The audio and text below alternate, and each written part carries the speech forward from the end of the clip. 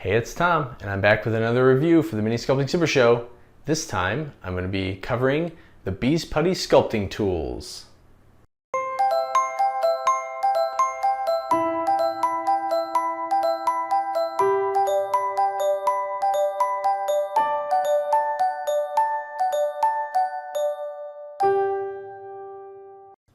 I wanted to take a moment of your time to tell you about my new Kickstarter, the Gnome Guard, which is live on Kickstarter now.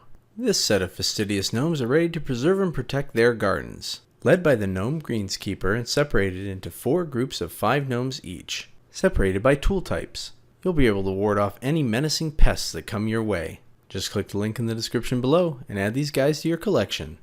Alright, it's time to get sculpting. It's time for another review, and this time it's the BeesPutty Bees Sculpting Tools.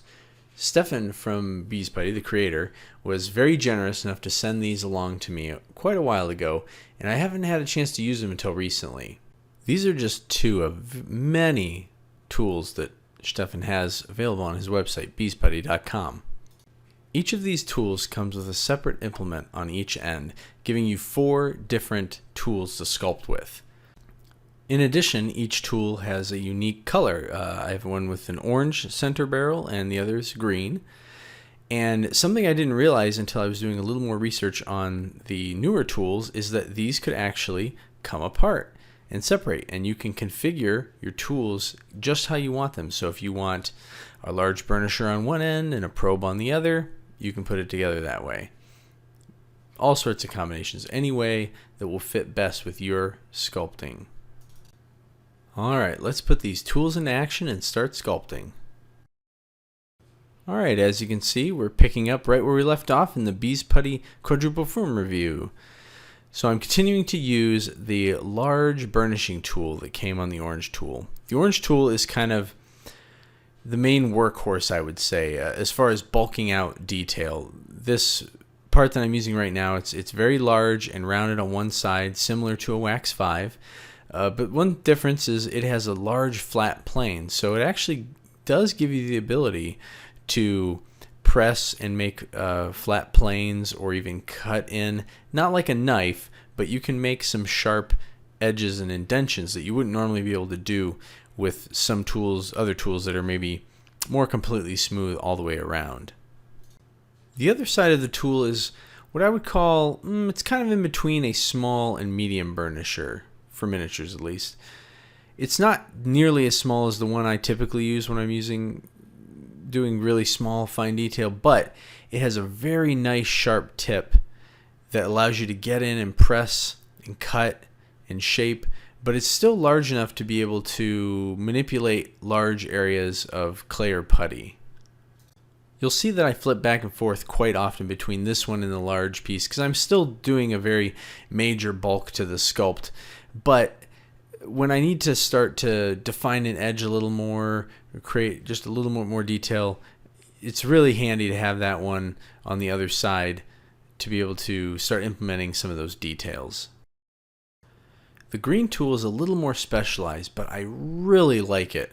In fact, it's so specialized that I didn't end up using it a ton on this sculpt, but when I needed it, I really needed it, and I really enjoyed using it. Both sides of the green tool are smaller instruments and are rounded, so they're great for putting in very smooth transitions between pieces and creating nice little arcs in the form, and do a great job of mitigating your chances of leaving really harsh tool marks. Obviously, the bigger one will be used for creating bigger shapes, and the small one is really awesome for just tucking into those tiny little details, eye sockets, rounding things out. It has a blunt end on it, so it's not going to be able to stab and poke quite like a needle or a probe would be able to, but that's okay. It actually allows you to do some more unique things with it than you normally would be able to. I haven't used tools like this as much as I probably should have during my sculpting career, and I can tell you what, that I will definitely be using this one more. With any tool, it takes a bit of time to get used to using something different. If you've spent a lot of time working with some other tools, just remember you'll need to build up your muscle memory again as you try out these new implements. Simply put, the BeesPutty's tools are outstanding.